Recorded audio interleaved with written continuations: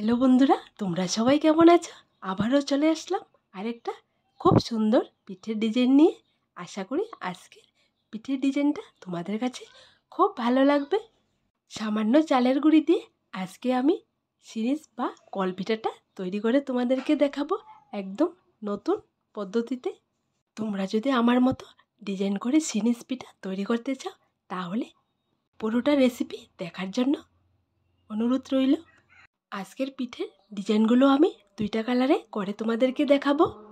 Normal চালের গুঁড়ার যে কালারটা হয় হোয়াইট, এই কালার আর ইয়েলো কালার দিয়ে পিঠেগুলো আমি বানাবো। এরপর সামান্য বড় সাইজের সাবু দিয়ে উপর দিয়ে পিঠেগুলোকে ডিজাইন করব। পিঠে তৈরি করার পর সাবু দিয়ে ডিজাইন করলে পিঠেগুলো দেখতে যেমন সুন্দর লাগে খেতেও তেমনই স্বাদের হয়।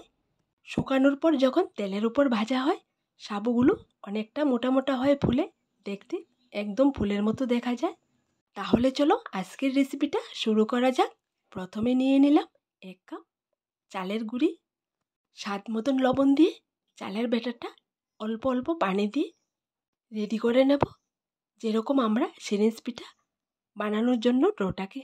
এখানে আমি ডোটাকে নর্মাল পানি দিয়ে রেডি করছি, তোমরাও নর্মাল পানি দিয়ে করবে।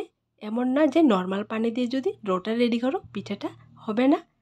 নর্মাল পানি দিয়ে ব্যাটারটা রেডি করার পর 10 মিনিটের মতো ঢাকনা দিয়ে রেখে দেবে।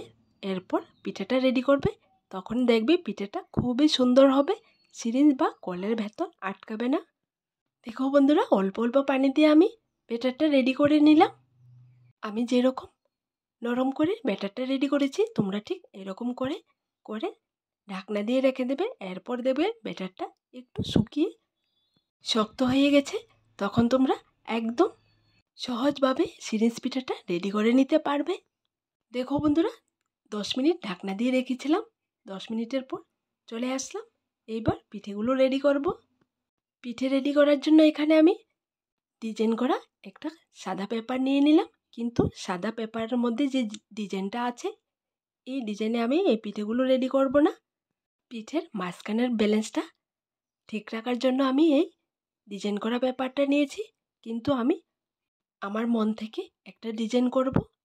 প্রথমে আমি অনেকগুলো রাউন্ড শেপ দিয়ে নেব। রাউন্ড শেপগুলো দেওয়া হয়ে গেলে এই রাউন্ড শেপের উপর আমি হার্টের ডিজাইন করে পিঠেটা রেডি করব। আমি আগে অনেকগুলো পিঠে রেডি করে রেখেছি, আর এখানে একটা পিঠে তোমাদেরকে দেখিয়ে দিচ্ছি। আশা করি একদম সহজে এই ডিজাইনটা তোমরা শিখে নিতে পারবে। দেখো বন্ধুরা, মাঝখানের ডিজাইনটা হয়ে গেছে, এবার সাইডে আমি আরেকটা ডিজাইন করে নিয়েছি। দেখো পিঠেটা দেখতে খুবই সুন্দর হয়েছে।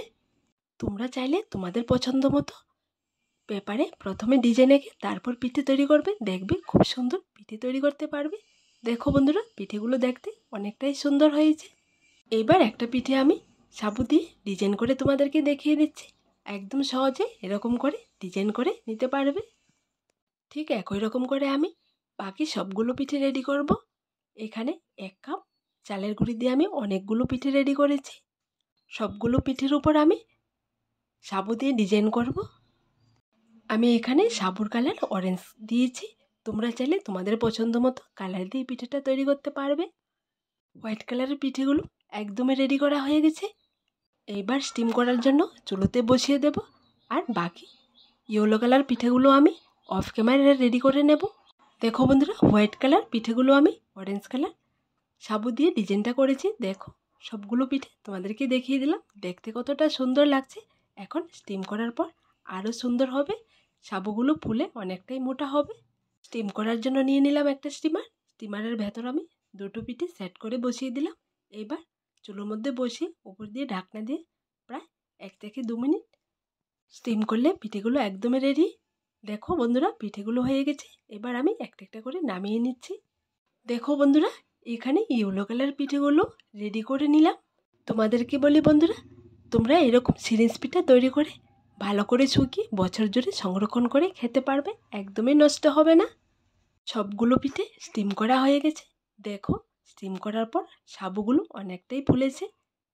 এইবার পিঠেগুলো প্লাস্টিকের পেপার থেকে ছাড়িয়ে রোদ্দুতে শুকিয়ে নিতে হবে। আজকের এই সিরিজ পিঠার ডিজাইনটা তোমাদের কাছে কেমন লাগলো ছোট্ট একটা কমেন্টে লিখে জানাবে। এই পিঠেগুলো প্লাস্টিকের পেপার থেকে ছাড়ানো এতটাই সহজ। উপর করে প্লাস্টিকের পেপারটা আলতো হাতে টানলে পিঠে থেকে উঠে আসে। দেখো বন্ধুরা, একদম সহজে এক হাত দিয়ে আমি পিঠেটা প্লাস্টিকের পেপার থেকে ছাড়িয়ে তোমাদেরকে দেখিয়ে দিলাম। ঘরে থাকা সামান্য উপকরণ দিয়ে তোমরা সুন্দর সুন্দর পিঠের ডিজাইন করতে পারবে। দেখো বন্ধুরা, সবগুলো পিঠে প্লাস্টিকের পেপার থেকে ছাড়ানো হয়ে গেছে। একটা কাছ থেকে তোমাদেরকে দেখিয়ে দিলাম। দেখো পিঠেগুলো অনেকটাই সুন্দর হয়েছে। এইবার পিঠেগুলো শুকানোর জন্য রোদ্রেতে দিয়ে দেব। তোমরা চাইলে এই পিঠেগুলো চালের গুঁড়ি ছাড়া আটা, ময়দা, সুজি, সাবু দিয়েও তৈরি করতে পারবে। দেখো বন্ধুরা, পিঠেগুলো শুকানো হয়ে গেছে। শুকানোর পর অনেকটাই সুন্দর হয়েছে। কালারটা দেখতে দেখো, ডিজাইনটা আর কালারটা খুবই ফুটে উঠেছে শুকানোর পর। এইবার তেলের উপর দিয়ে ভাজলে একদম ফুলকো ফুলকো হয়ে ফুলে উঠবে। তোমাদেরকে বলি বন্ধুরা, আমার দেওয়া রেসিপিগুলো তোমাদের যদি ভালো লেগে থাকে তাহলে আমার এই চ্যানেলটাকে লাইক, শেয়ার এবং সাবস্ক্রাইব করে পাশে থাকা বেল বাটনটি অবশ্যই ক্লিক করে রাখবে। আজ এখানে আবার দেখা হবে নতুন একটা রেসিপির সাথে। সবাই ভালো থেকো, সুস্থ থেকো।